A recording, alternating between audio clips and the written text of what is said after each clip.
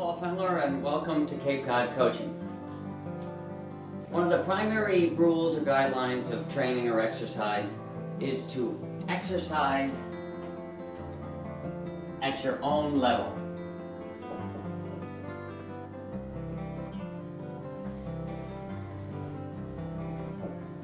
In other words, recognize where you are at and exercise based on that. Don't try to leap ahead, don't try to go back.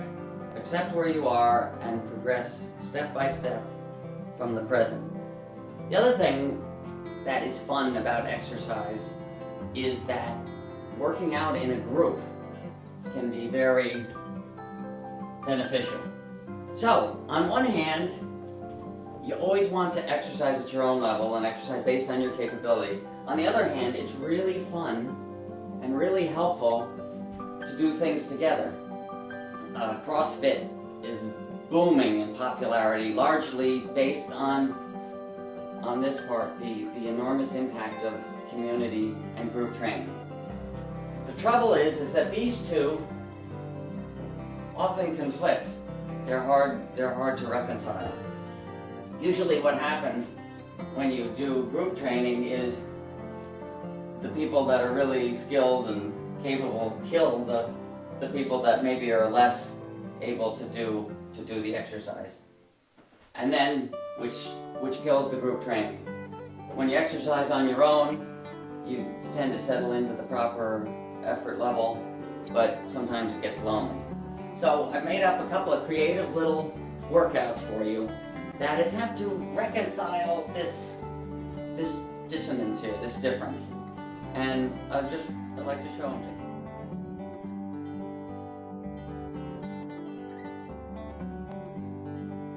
The first exercise I'd like to talk to you about is one that you can include your entire family, friends, pets, anyone that can walk at a reasonable pace, anyone that can walk can participate in this workout.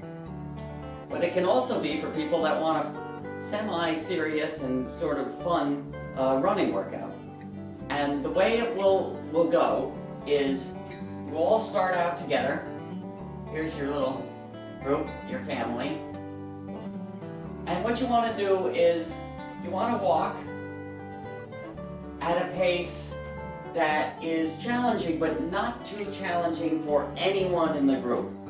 And the person that is maybe going to move the slowest during this workout, we'll call them home base. They're not the weakest, they're not any less than anybody else, but they're the one, maybe they're pushing a baby or they're pulling, they're walking a dog or something. The one that's moving the slowest, we'll refer to them as home base. But when you start out walking as briskly as is reasonable for everyone in the group, and a good amount of time would be 10 minutes. And you'll go together for 10 minutes. At the 10-minute mark, some of the people, whoever wants to, maybe the runners in the group, will run, and they'll stride out for maybe 20 to 30 seconds. Meanwhile, others that are just walking continue to walk. At the end of 20 or 30 seconds, the ones that ran will basically return to home base like this. And they will pick up everyone else in the group that is walking along. And now you will resume walking. At certain set time intervals of, let's say, at maybe the 12-minute mark.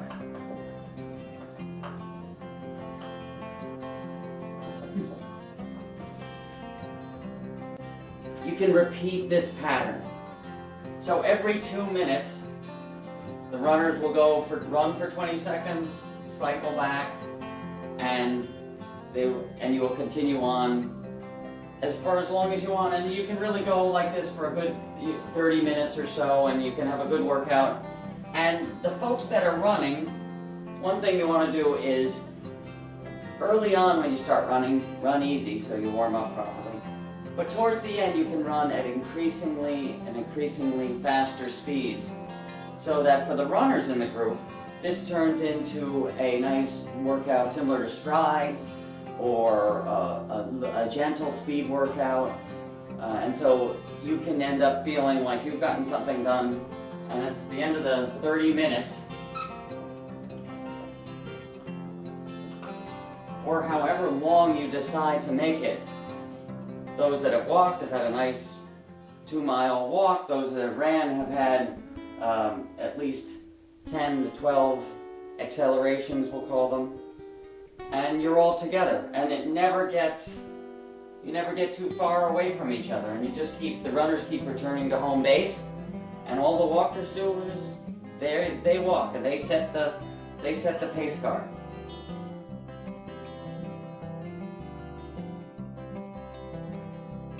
Second workout I'd like to go over with you uses the same principles of the first workout. We're just using them in a little bit more challenging fashion, and it's suited to runners, though not simply runners, but mostly people who run, and it can be used for a group where you have a fairly disparate range of abilities, and that can be a problem in running groups and just, among friends, is that the difference in capability between the first person, between one person, the slower person, and the faster person can be large and make it very, very tough to work out.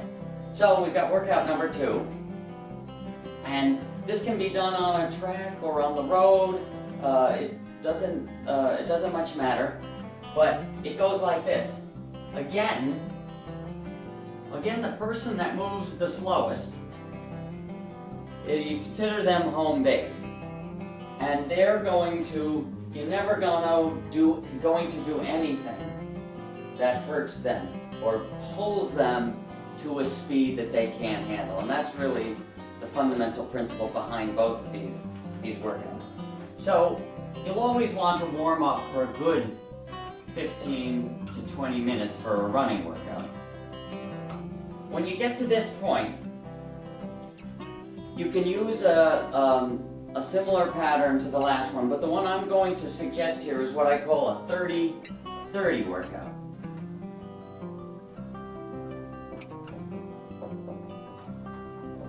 And 30-30 refers to 30 seconds at a quick pace, followed by 30 seconds jog. This workout is sort of has many benefits for runners because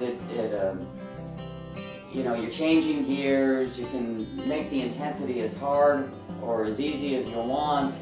It doesn't do a lot of damage to you. It can improve speed. It can improve lactate threshold. So it's kind of a catch-all workout.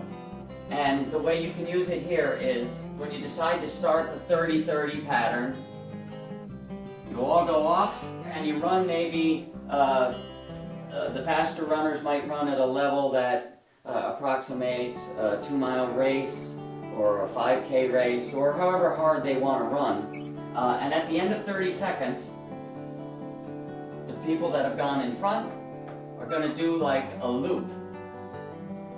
And they're basically going to, during the recovery period of 30 seconds, they're going to sweep up those who have fallen behind a little bit. Continue on, and when the 30-second recovery period is over, you're going to do it again.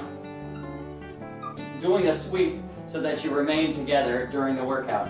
And you can do this as long as you want, 15-20 minutes can be a very nice workout. This workout can be brutal for any runner, all the way down to the best in the world, and all the way, up to the recreational jogger.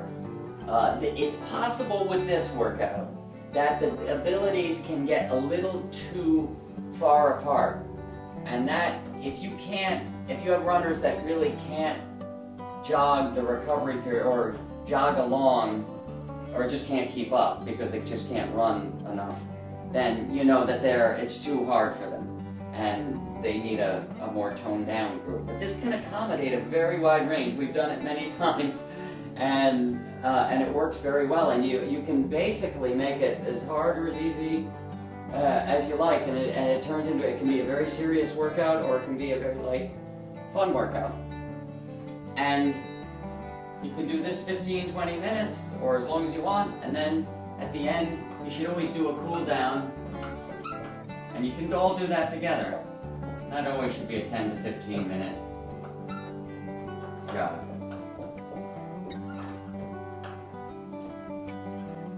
So there you go. Thank you very much for listening to this today, and I hope it's been helpful. My name is Paul Fendler. Please feel free to comment on this video or use the comment section to ask any questions, and please visit my website at www.codcoaching.com. Thank you so much. Bye-bye.